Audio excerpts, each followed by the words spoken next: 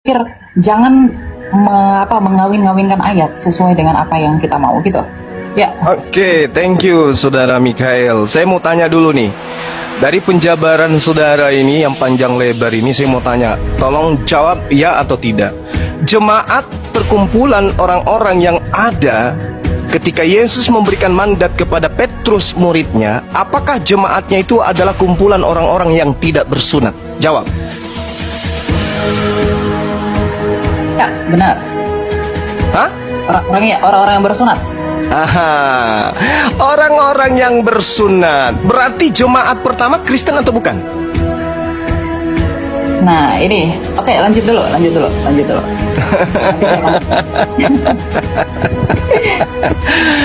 Saudara harus memahami bahwasanya Kristen itu di dalam pandangan Paulus sendiri adalah kumpulan orang-orang yang hidup secara kafir. Jadi jangan Anda ngadi-ngadi mengatakan jemaat pertama, gereja yang pertama adalah Kristen. No, nonsense, bullshit. Makanya perlu belajar, bukan hanya kecepatan berbicara. Mulut dan otak itu harus sinkron, Bung. Jadi jemaat pertama yang didirikan oleh Petrus adalah jemaat Yahudi, bukan Kristen. Kumpulan orang-orang yang tidak bersunat haram hukumnya masuk di dalam jemaatnya orang Yahudi sampai hari ini. Jadi jangan mimpi. Anda boleh lincah berbicara, tapi Anda tidak berdata. Oke? Nah, sekarang saya sadarkan kepada saudara, ketika saudara mengatakan Taurat itu hanya bayang-bayang, ilmunya dari mana? Dari orang Farisi kan? Nah, itulah kalian, pengikut orang Farisi. Sementara Tuhan memberikan pernyataan yang sangat luar biasa di dalam pemahaman orang Yahudi itu sendiri, bahwa Taurat yang datang kepada Nabi Musa itu adalah jalan hidup yang siapapun yang menapaki daripada hukum Taurat itu dalam kehidupan orang Bani Israel, mereka akan mendapatkan hidup.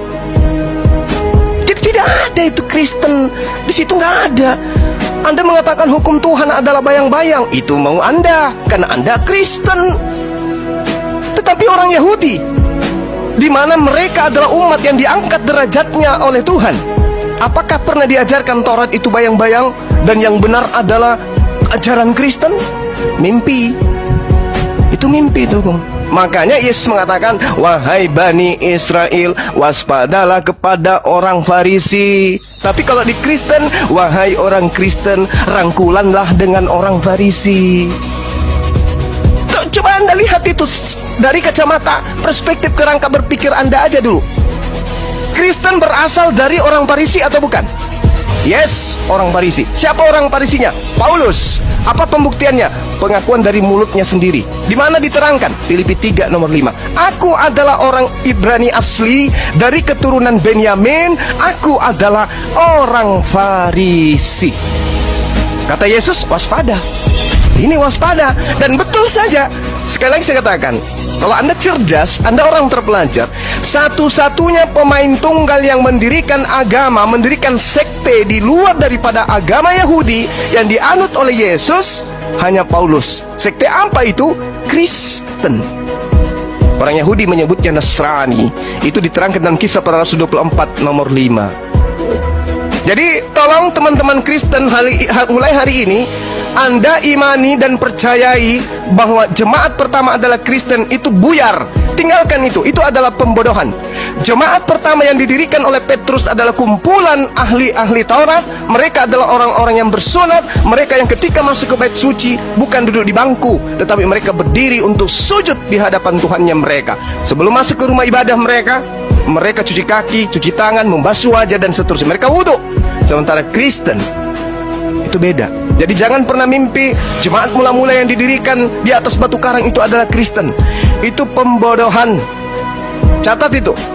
Jemaat yang didirikan Petrus adalah kumpulan orang-orang yang bersunat. Mereka adalah praktisi Torah. Ya, catat. Sehingga ketika Anda mengatakan kami adalah Kristen awal mula dari muridnya Yesus, itu bohong. Paulus mendirikan sekte di Antioquia itu karena dia mengaku dia diutus sebagai rasul kepada orang-orang yang tidak bersunat. Maka jemaat pertama, orang-orang yang tidak bersunat, memakan babi, adalah Kristen, dan itu tidak ada korelasinya dengan pengajaran Yesus.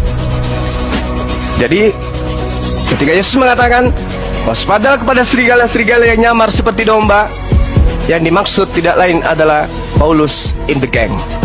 Silakan Anda bantah. Oke. Ya, terima kasih Pak Juma ya. Jadi kita harus mengerti teman-teman bahwa hukum sunat ini adalah hukum yang only berlaku bagi orang-orang Yahudi. Tapi karena Yesus menyatakan, pergilah jadikanlah semua bangsa muridku, baptislah mereka di dalam nama Bapa, Putra dan Roh Kudus.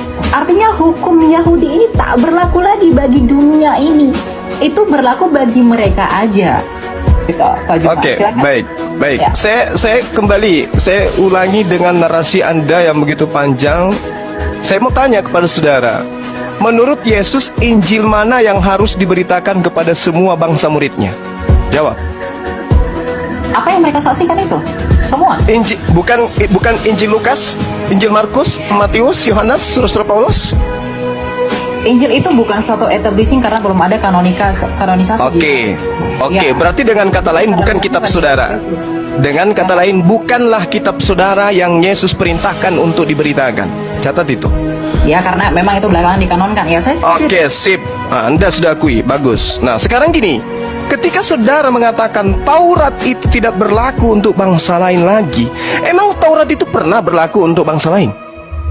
Memang tidak pernah. Taurat itu untuk Bani Yakob. Jadi Yesus mati di atas tiang salib untuk membatalkan hukum Taurat untuk Kristen itu nggak nyambung. Yesus datang membatalkan hukum Taurat di atas tiang salib untuk Kristen, tidak nyambung. Efesus 2 nomor 15, dengan matinya Yesus, dia telah membatalkan hukum Taurat beserta segala ketetapan yang ada di dalamnya. Itu nggak nyambung itu. Kenapa Yesus Paulus mengajarkan itu? Orang Farisi ini mengajarkan itu. Kenapa? Karena target sasarannya adalah orang-orang yang tidak bersunat. Target sasarannya adalah orang-orang pemakan babi. Mohon maaf. Target sasarannya adalah penyembah-penyembah dewa. Siapa itu? Kekaisaran Romawi Yunani. Itu target sasarannya. Sehingga hukum Torah yang berat itu menurut pandangan orang Roma dan Yunani kudu harus batal dulu baru diterima oleh mereka. Makanya pernyataan Paulus itu jelas. Jadi kalau Anda mengatakan Taurat tidak berlaku lagi untuk bangsa lain, Bung, Anda belajar di mana? Hukum Taurat itu untuk Bani Israel, bukan untuk non-Israel. Maka sekarang hai orang Israel, dengarkanlah ketetapan dan peraturan yang kuajarkan kepadamu untuk dilakukan supaya kamu hidup. Ini untuk orang Israel. Jangan kau menambah, jangan kau mengurangi. Ulangan 4, satu perikop Anda baca, Anda nggak nyambung di situ. Kemudian ulangan 6, inilah perintah, yakni ketetapan dan peraturan yang kuajarkan kepadamu atas perintah Tuhan Allahmu yang dilakukan di negeri di mana kamu pergi untuk mendidikinya, supaya seumur hidupmu engkau, anak cucumu takut akan Tuhan, berpegang pada segala ketetapan yang dan perintahnya yang disampaikan kepadamu, supaya lanjut umurmu. Maka dengarlah, hai orang Israel. Tak ada itu, Bang. Taurat itu untuk Bani Israel. Kalau Anda kurang yakin, silakan Anda baca di dalam Ulangan 33. Hukum yang ada untuk Bani Yakub saja, bukan untuk Anda. Jadi kenapa Yesus mati untuk Anda? Apa hubungannya? Kalau Yesus datang untuk membatalkan dalam perspektif Anda menggenapi, kenapa untuk Anda? Anda sopo? Di dalam di Ulangan 33 dijelaskan, Musa telah memerintahkan hukum Taurat kepada kita, satu milik bagi jemaah Bani Yakub. Bani Yakub. Anda Bani Yakub? Bukan.